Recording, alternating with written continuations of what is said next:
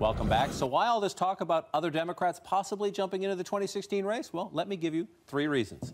Number 1, here's an Iowa poll. Actually, pretty good news for Hillary Clinton.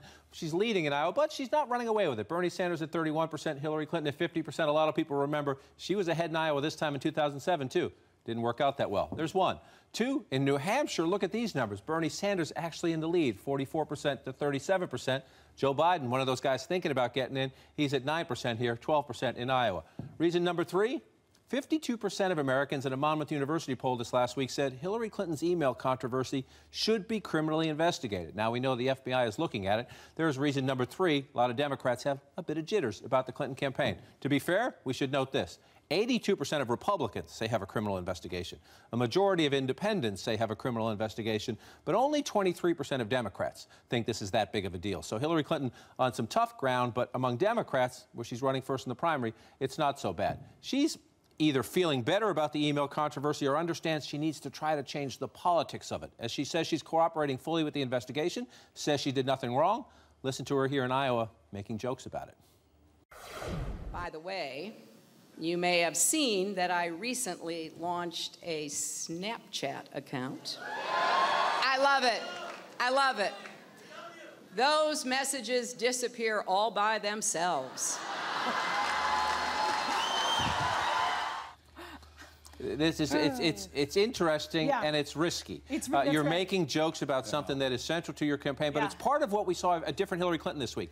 Very feisty, going directly after Republicans, essentially trying to send the message, I'm not worried, and to rally the Democratic base. Yeah, I thought it was funny, risky, delivered sort of in that Clinton-esque way. She also had a great line. She was talking about Jeb Bush, and she mistakenly called him George, and she said, you know, sometimes I get confused. Oh, well. So that was, I think, well, you know, she'll probably get confused again and use that same line. But I think overall, some troubling signs, and you have Democrats sort of lightly panicking, but that's what Democrats do. It's in their DNA to sort of be nervous and worried. But if you look at, I think, the entirety of her week, starting it out off with the college aid, which is really big, not only with young folks, but also with independent women, I thought that was good. And her showing in Iowa, she seemed relaxed. She was in the crowd. She didn't do that rope line thing that she did before with reporters, which was a disaster. So, you know, we'll see. Is it the Democratic DNA? Because Nia's exactly right. Democrats tend to panic a little bit more. Is it just the panic? I mean, we know Joe Biden's looking seriously at it. We had an Al Gore boomlet this past week that people around Al Gore say, no, no, no. It was a few hours long. A few hours long. although I can tell you from personal experience, Al Gore and Hillary Clinton, not exactly soulmates, shall we say. Well, Joe Biden, for that matter, is not a huge fan of the Clintons. Is there any Democrat who's 35 or would be 35 by Election Day who hasn't at least looked in the, looked at her poll numbers and looked in the mirror and said... It's a great question.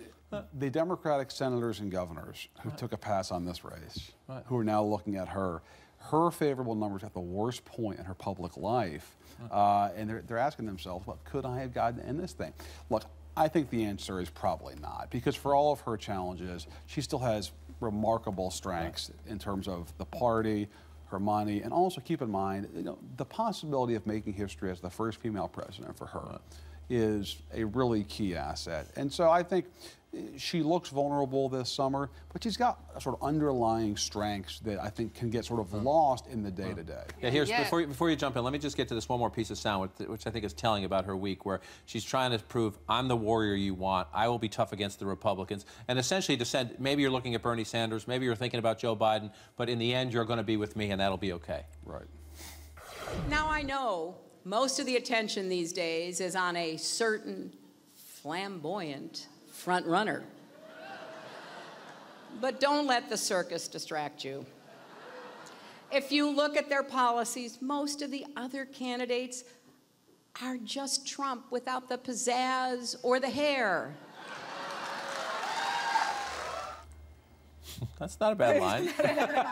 But she's just not very charismatic. Yeah. She's not going to... Look, she is a serious, sober public servant who is driven by policy, chiefly, and cares about policy ideas, and it just is not going to flourish in a way like her husband or Barack Obama has done at the sort of stagecraft of politics. And what's happening and the harder she tries, it can be, a challenge. Yeah. What's happening to her in New Hampshire? I mean, you look deep into the poll numbers, not only that she's falling behind Bernie Sanders. But I think 35% of the people in that state say that they're excited about her. I mean, this is by far the front runner, but people are just not excited about her. Can she draw the literally tens of thousands of people that turn up for Sanders rallies? She's just not. I was at that Sanders rally Monday night in Los Angeles and talked to a lot of them, and I said, what about Hillary? If they have to do it, they will hold their nose. They realize that eventually she'll be the nominee, but they're just like, you know, she's also not really new. bad. I mean, she's not new. Yeah. People are looking new. They're looking at Trump, they're looking at Carson, they're looking at Sanders, and she's not new. And she was never great at drawing those crowds, even in 2008. I mean, Obama outpaced her very much so in terms of those crowds, but ultimately in a state like Pennsylvania, he would get 35,000. She still won that state by 10 in that primary. Like Jeb Bush, she is hoping to ride out the drama. Everything will go away, and in the end, she'll have a general election. We'll see how it goes.